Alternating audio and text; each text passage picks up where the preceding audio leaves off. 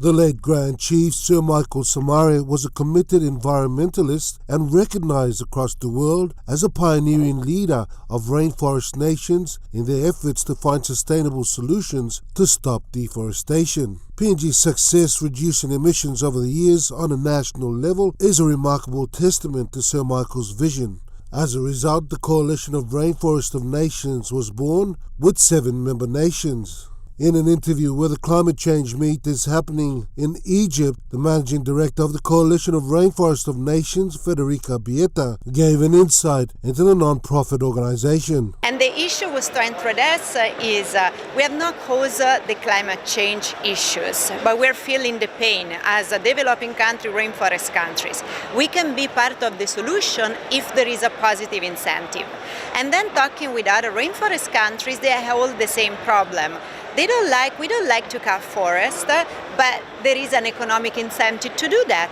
If you put palm oil, if you produce coffee, if you produce cocoa, you get money. If you keep your forest standing, at that time, there was no economic incentive to do that.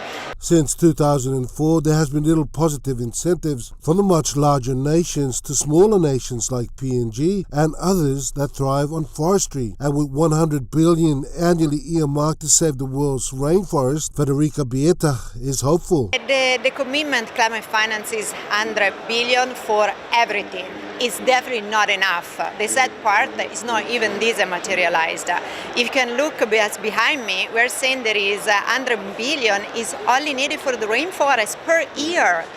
Because that's the reduction that can come at scale from the rainforest. Without the rainforest, we cannot achieve the Paris Agreement of 1.5, and so we really need to incentivize public, but also private, to pay for rainforest, to keep their forest standing, and for the service they're producing for the world at the moment for free.